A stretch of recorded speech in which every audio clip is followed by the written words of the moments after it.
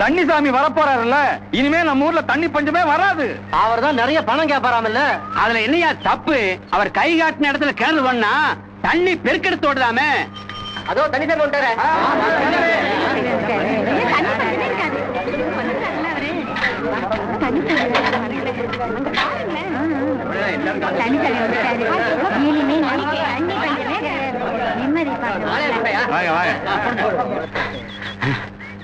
முதல்ல கொஞ்சம் குடிக்க தண்ணி கொடுங்க. அது இருந்தா நாங்க எங்க உங்களை கூப்பிடுறோம்? அதுவே இல்லையா? அவ்வளவு வறண்டு போச்சா? பணமாவது வச்சிருக்கீங்களா இல்லையா? இந்தங்கண்ணே. என்னையா இது பெருமாள் கோயில பிச்சை எடுத்த மாதிரி இருக்கு? ஊரே வறண்டு போய் கிடக்குண்ணே. நாங்கெல்லாம் கஷ்டப்பட்டு சேர்த்து கொண்டாந்த காசு நீங்க தண்ணி இருக்கிற இடத்த பார்த்து சொன்னாதான் உண்டு. சொல்றேன். ஏங்க இந்த நீரோட்டம் இனிமே உங்களுக்கு ஓட்டம் தான்.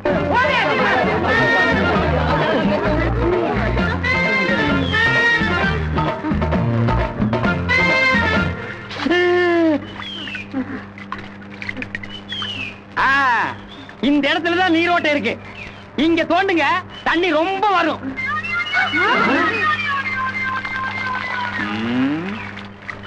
நீ சொன்ன மாதிரியே தோன்றோம். ஆனா இந்த புழுக்களே மட்டும் உன போத்துடுவோம். ஏன் நீரோட்டமாயா இது? இந்த தேரோட்டமாடா இது? அங்க பாரியா.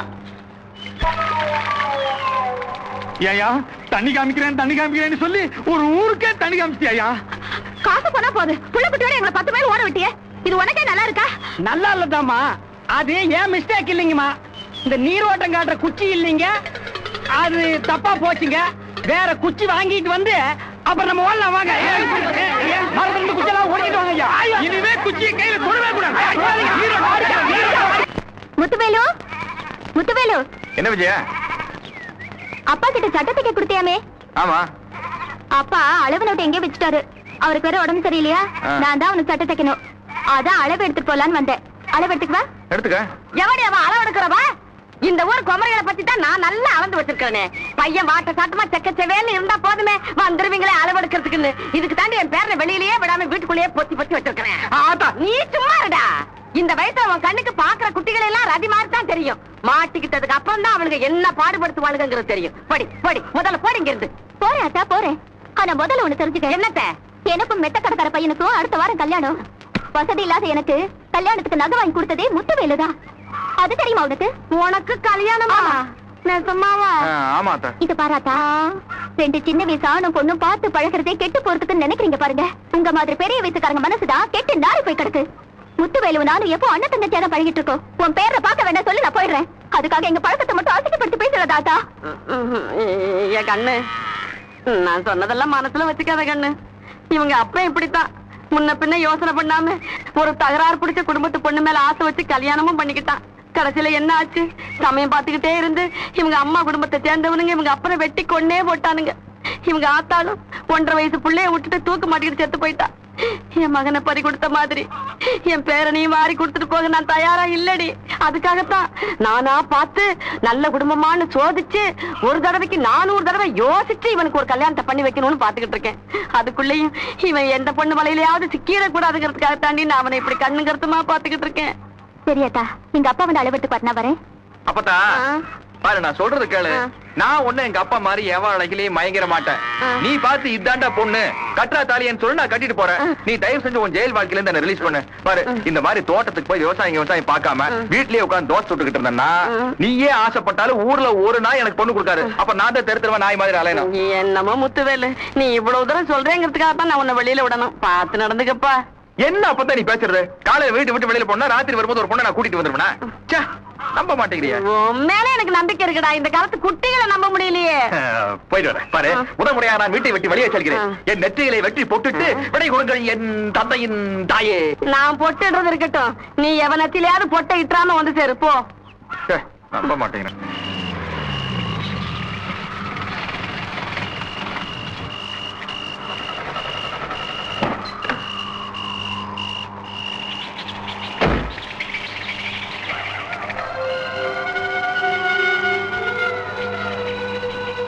முத்துவேலா, வேளாம்பாளையம் சுடுகாடு ரொம்ப மோசமான இடம்.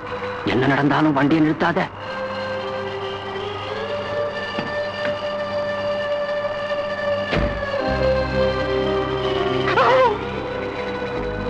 கல்லும் முள்ளும் காலுக்கு மெத்த சாவே ஐயப்போ.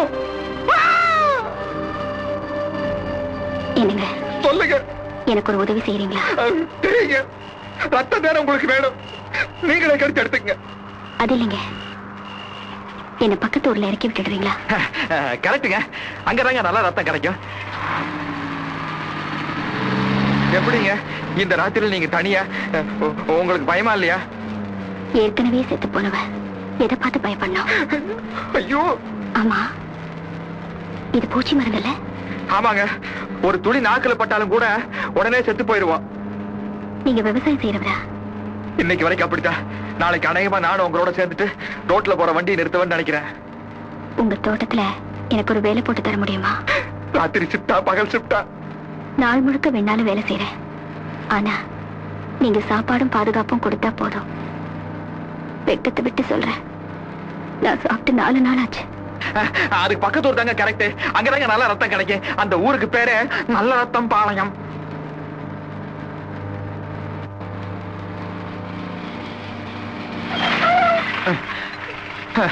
ஊர் வந்துருச்சு, இறங்கிக்குங்க பேய்.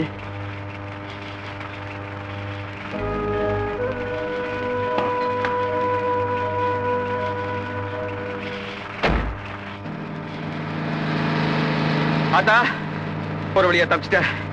இனிமே அந்தி சாஞ்சா வீடுதான். வாரினால் காண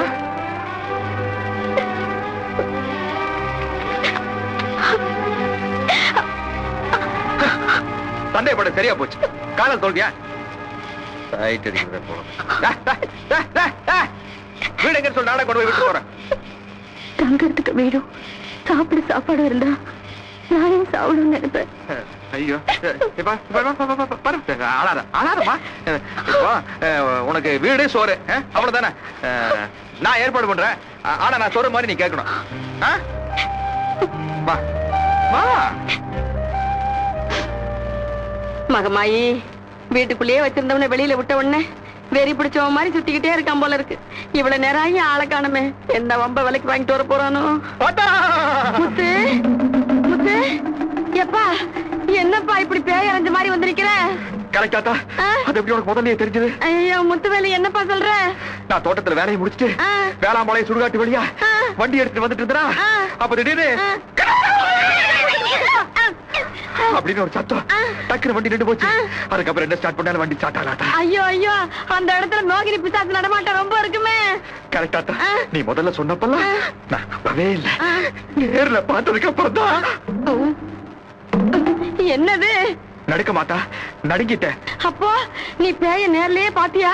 ஆமாத்தா, வெள்ளவளேன்னு ஒரு புடவையை கட்டிட்டு சங்குனே முன்னாடி வந்து நின்னுச்சே. ஏண்டா மோகினி பேய் வெள்ள வெள்ளைன்னு புடவை கட்டாம அழுக்கு புடவையா கட்டும்? புடவைய விடுற, விஷயத்துக்கு வாடா. என்ன? என் தாத்தனுக்கு, அதாவது உன் புருஷனுக்கு அன்னக்கிளின்னு ஒரு முறை பொண்ணு இருந்துச்சா? ஆமா. அத கல்யாணம் பண்ணிக்கிறேன்னு சொல்லி ஆசை காட்டி மோசம் பண்ணாரா? அதெல்லாம் எதுக்குடா இப்ப கேக்குற? விஷயம் இருக்காதா? வேதனை தாங்க முடியாம அந்த 16 வயது நிறையாத பருவம் அங்க பாலும் கிணத்துல விழுந்து தற்கொலை பண்ணி கிச்சு கிச்சு கிச்சா. முத்துவேலு, என்னடா எல்லாத்தையும் நேர்லயே பார்த்த மாதிரி கேக்குற?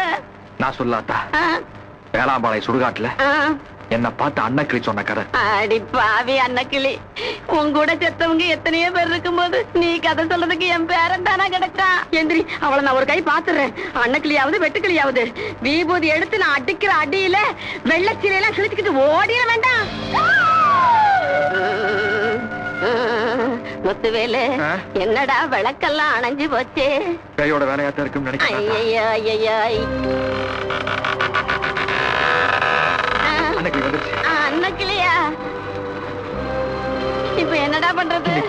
வீட்டுல என்ன சமையல் பண்ணி வச்சிருக்கேன்? உனக்காக கோழி எடுத்து குழம்பு வச்சிருக்கேன். அது அன்னக்கிளிக்கு படைச்சு இப்போதைக்கு சமாளிச்சுக்கோ. நாளைக்கு என்ன பண்ணலாம்னு யோசிக்கலாம். நல்லா இருக்கியா கங்கம்மா? இருக்கேன். அன்னக்கிளி, சொல்லுங்க மாமா. ஐயா, என்னடா பேய் முறையவே மாத்துது? அன்னக்கிளி, இவன் உனக்கு மாமா இல்ல, பேரன். பேரனை கொஞ்சம் மாதிரி லுளு ஆயின்னு சொல்லு. லுளு ஆயி. சரி, வரலைன்னா விட்டுடு. சொந்தக்கார பேயா போயிட்ட. பெருந்தோம்பலுக்கு பேர் போன குடும்பம் நம்ம குடும்பம். அந்த பையன் நிக்க வச்சே பேசிக்கிட்டு இருக்கே. பின்ன என்னடா உட்கார வச்சு ஒரு டம்ளர் ரத்தமா கொடுக்க முடியும்? சாப்பிட சொல்லாத்தா. அதுவே எடுத்துக்கிடும் போல இருக்குடா. தினமும் இதே மாதிரி கோழி அடிச்சு சமைச்சு வைங்க, நான் வந்து எடுத்துட்டு போறேன். தினம் கோழியா?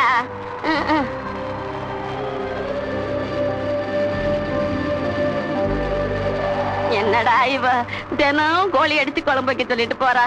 பேய்க்கு விருதங்கிறதும் கிடையாதா? ஐயோ நான் செத்த